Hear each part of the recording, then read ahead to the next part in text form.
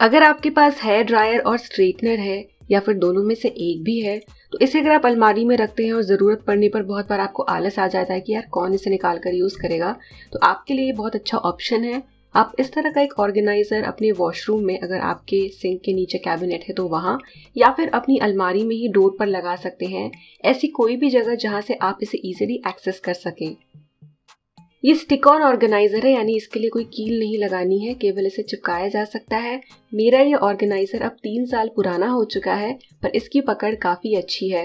साथ ही में बीच में एक एक्स्ट्रा स्पेस दी गई है कुछ और अगर ऑर्गेनाइज करना हो तो, बट ये बहुत हैंडी है। और पहले मैं अलमारी में रखा करती थी इन चीज़ों को, उसके मुकाबले अब मैं यहाँ से इन्हें बहुत आसानी से एक्सेस कर पाती हूँ और जगह भी ये ज़्यादा नहीं लेते। नेक्स्ट स्टेप है वर्क स्टेशन ऑर्गेनाइजेशन से रिलेटेड।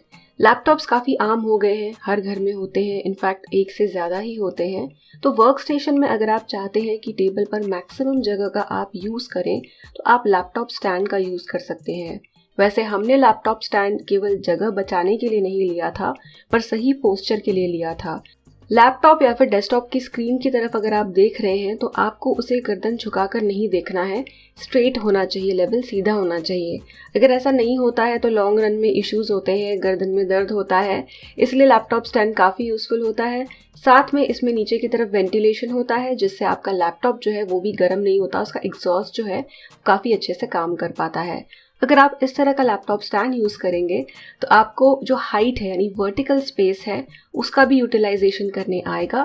आप नीचे अपनी notebooks, diaries, keyboard, mouse, headphones, ear plugs कुछ भी आप रख सकते हैं, जो कि अगर आप सीधे लैपटॉप को अपने टेबल पे रखेंगे तो लैपटॉप के ऊपर आप सीधा ऐसा सब नहीं रखेंगे। तो ये काफ़ी एक अच्छी चीज़ है जिसके मल्टीपल फ़ायदे हैं और इस तरह के लैपटॉप स्टैंड कई अलग अलग तरह के आते हैं। तो पोस्चर के लिए, लैपटॉप के वेंटिलेशन के लिए, साथ ही में स्पेस सेविंग के लिए भी आप इनका यूज़ कर सकते हैं। तो नीचे यहाँ पर कीबोर्ड है, वायर्ड हो या ब्लूटूथ, आप कोई भी कीबोर्ड और माउस इसके नीचे रख सकते हैं। तो ये है स्टैंड बिना लैपटॉप के। इसमें अलग अलग टाइप के स्टैंड्स आते हैं। ये डबल लेवल वाला है, यानी इसमें आप देख सकते हैं कि नीचे भी एक हॉरिजॉन्टल स्पेस है, लेकिन इस वाले में नहीं है। ये दूसरे टाइप का लैपटॉप स्टैंड है। आप देख सकते हैं ऊपर वाले लैपटॉप स्टैंड में भी होल्स हैं, मतलब ये जानबूझकर दिया जाता है वेंटिलेशन के लिए। इसके भी नीचे इनफ स्पेस है कि आप अपना कीबोर्ड, माउस या फिर छोटी मोटी चीज़ें यूज़ के बाद स्लाइड कर सकें। फिर ये भी एक लैपटॉप स्टैंड आता है। इसका अलग फ़ायदा है कि इसमें फिक्स्ड हाइट नहीं है, आप इसकी हाइट बदल सकते हैं। तो लैपटॉप स्टैंड यूज़ करने के काफ़ी ज़्यादा फ़ायदे हैं, पोस्चर से लेके, वेंटिलेशन से लेके, स्पेस सेविंग के लिए भी। तो मेरे हिसाब से लैपटॉप के लिए आप जो भी आपका टेबल है, आपका सेटअप है, उसके हिसाब से जो मोस्ट सूटेबल स्टैंड है वो ज़रूर लें। इस लैपटॉप स्टैंड के अंदर आप अपना चार्जर भी कंसील कर सकते हैं और चार्जिंग पॉइंट को हमेशा हैंडी रख सकते हैं। इस लैपटॉप स्टैंड को भी हम जो पहले दिखाया था उस वाले पर रखकर यूज़ करते हैं ताकि हाइट और अच्छे से हमें मिले और एंगल्स भी हम एडजस्ट कर सकें। तो काफ़ी सालों से और आईटी में काम करके मैं आपको बता रही हूँ कि लैपटॉप स्टैंड बहुत फ़ायदे की चीज़ है बिकॉज ऑफ मैनी रीजंस। छोटी मोटी स्टेशनरी रखने के लिए आप इस ड्रॉर का यूज़ कर सकते हैं, ये काफ़ी यूज़फुल है। तो पहले आपको क्विकली दिखा देती हूँ ये ड्रॉर कैसा है। ये इस तरह से ओपन होता है। इसमें एक छोटा सा टुकड़ा है सेमी सर्कुलर जो ऊपर से निकल आएगा, और अगर आप सोच रहे हैं कि ये क्यों दिया गया है, इसे अगर आप निकालेंगे तो पूरी तरह से ड्रॉर बाहर आ जाएगा। अगर इसे ऊपर रखेंगे तो ड्रॉर एक पॉइंट के बाद अटक जाता है, यानी जब भी आप इसे अपने किसी भी काउंटर या सरफेस के नीचे चिपकाएंगे तो आपका ड्रॉर पूरा निकलकर बाहर नहीं आएगा। इसे चिपकाया जा सकता है। चिपकाने के लिए काफ़ी अच्छे एडिशन वाला टेप आपको साथ में मिल जाएगा। इसकी कैपेसिटी 2 किलो है, पर जो छोटे मोटे स्टेशनरी आइटम है इतने हैवी होते भी नहीं हैं। तो पेन स्टैंड जहाँ पर आप नहीं रख सकते, या फिर कोई ऐसी स्पेस है जो नीचे की तरफ है टेबल के नीचे जहाँ पर आप और कुछ तो यूज़ नहीं कर सकते, वहाँ पर ऐसे ड्रॉर्स का आप यूज़ कर सकते हैं छोटी मोटी पिन्स, स्टेशनरी, चाबी, कुछ भी सूटेबल स्टोर करने के लिए।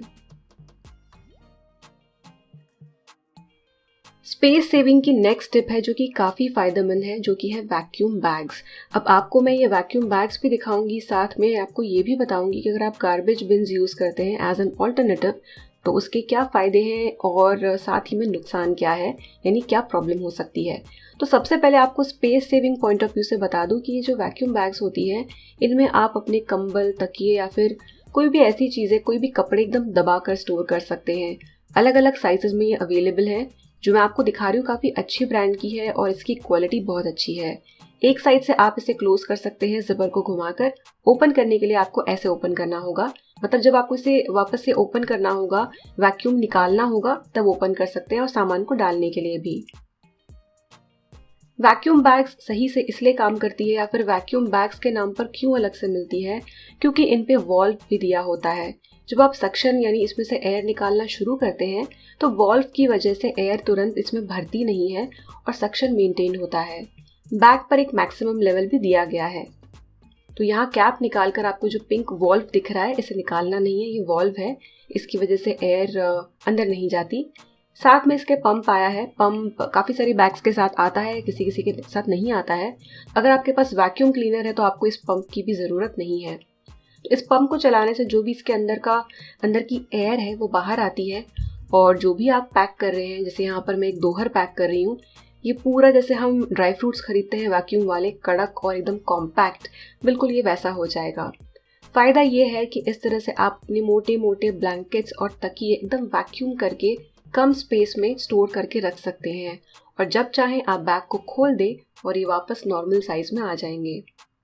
वॉल्व होने की वजह से इस तरह की जो स्पेशल वैक्यूम वाली बैग्स होती है, इनकी एफिशिएंसी अच्छी होती है और ये सही से काम करती हैं।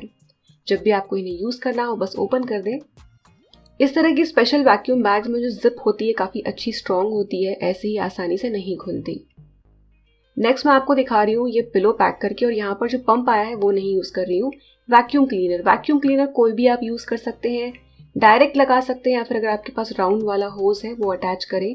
बस वैक्यूम क्लीनर को अच्छे से चिपका कर रखें और ऑन करें। पूरा जो सक्शन है वैक्यूम, वो पूरी एयर इसमें से निकाल लेगा। पिलो को स्टोर करने के लिए तो ये वैक्यूम बैग्स बहुत ही अमेजिंग होती है। पिलो पूरे दब जाते हैं। इनफैक्ट आजकल दुकानों में पिलो ऐसे ही स्टोर किए जाते हैं और खरीदने के बाद इन्हें आपको ये नॉर्मल शेप में यानी बैग खोल कर देते हैं। हमारा ये पिलो काफ़ी अच्छा खासा बड़ा और हैवी है, पर ये काफ़ी एकदम पतले पापड़ की तरह यहाँ पर हो गया है। इस तरह से आप 2 पिलोज की जगह पर 4 से 5 पिलोज रख सकते हैं, जो कि काफ़ी अच्छा है space saving point of view से। और जब भी आपको इसे यूज़ करना हो तो जो जिप वाली साइड है बस इसे ओपन कर दें और जो पिलो है ये वापस से इन्फ्लेट हो जाएगी, फूल जाएगी। गार्बेज बैग का भी यूज़ किया जा सकता है इस तरह की पैकिंग के लिए, बट इसके जो नुकसान है मैं आपको बताती हूँ वो ये कि गार्बेज बैग्स यूजुअली इतनी स्ट्रॉन्ग नहीं होती है, उनका मटेरियल बहुत मोटा नहीं होता है। तो ऐसा हो सकता है कि आपने बड़ी मेहनत से पैक किया हो, हल्का सा कहीं पे इसमें कुछ लग गया, ये फट गई और ये वापस से खुल जाएंगी। दूसरी इंपॉर्टेंट चीज़ कि गार्बेज बैग में वॉल्व नहीं होता है, जो कि वैक्यूम वाली बैग्स में होता है। तो इस चीज़ को कंट्रोल करना कि आपने वैक्यूम कर दिया है और एयर अंदर ना जाए, इसे रोकना बड़ा मुश्किल है। और जो सक्शन है वो वॉल्व ना होने की वजह से इतना टाइट इसमें नहीं हो पाता है। काफ़ी अच्छे हद तक आप इसमें वैक्यूम पैक कर सकते हैं, बट ऐसी जगह पर ही इसमें सामान रखें जहाँ आपको पता है कि कोई नुकीली चीज़ इन बैग्स को ना फाड़े। कुल मिला के आप वैक्यूम पैकिंग अगर यूज़ करेंगे तो आप कम स्पेस में काफ़ी सारी चीज़ों को स्टोर करके रख सकते हैं, स्पेशली विंटर के मौसम के बाद जब सारे कंबल वगैरह अंदर रखने होंगे। कई बार गेस्ट आने के बाद हमें थोड़ी बहुत एक्स्ट्रा स्पेस चाहिए होती है अपने लिविंग रूम या फिर बेडरूम, घर में कहीं भी। तो इसके लिए आप ये कर सकते हैं कि आप ज़मीन पर कुछ बिछा सकते हैं बैठने के लिए, या फिर आप घर में इस तरह के कुछ स्टूल्स रख सकते हैं। हमारे घर में ये 2 स्टूल्स लगभग 3 साल से हैं, 3 साल से ज़्यादा इन्हें हो गया है एक्चुअली। ये काफ़ी यूज़फुल है। सबसे पहली बात तो ये काफ़ी छोटे हैं और जब भी गेस्ट्स आते हैं तो हम इन्हें हॉल में ले आते हैं, हमें रूम में चाहिए तो रूम में ले जाते हैं। तो इस तरह के जो स्टूल्स होते हैं ये स्टर्डी होते हैं, एक अच्छा खासा बड़ा आदमी इस पर बैठ सकता है। साथ ही में ये बहुत ज़्यादा स्पेस भी ऑक्यूपाई नहीं करते। जो आप यहाँ देख रहे हैं ये फिर भी थोड़ा बड़ा है। एक और है हमारे पास जो इससे भी छोटा है, कॉम्पैक्ट है। तो अगर आप स्टूल ले रहे हैं, पूफी ले रहे हैं, तो एक कॉम्पैक्ट और अच्छी क्वालिटी के पूफी में इन्वेस्ट करें। इस तरह से आप अपनी बैठने की स्पेस जब चाहें तब बढ़ा सकते हैं। नेक्स्ट टिप है कटलरी ऑर्गेनाइजेशन से रिलेटेड। स्पून्स, फोक और नाइफ स्टोर करने के लिए यूजुअली 2 या 3 कंपार्टमेंट वाले ऑर्गेनाइजर्स आते हैं, स्टैंड्स आते हैं, जो कि काफ़ी जगह लेते हैं। उसकी जगह आप ऐसा एक स्टैंड यूज़ कर सकते हैं। ये किचन की करचियों वाला है, पर आप इसमें चम्मच रख सकते हैं। एक तो एक ही जगह पे कम स्पेस में आपकी सारी कटलरी आ जाएगी, और साथ ही में क्योंकि ये थोड़ा हाइट में ज़्यादा होता है, आपके स्पून्स पर, फोक पर धूल भी ज़्यादा नहीं रहेगी।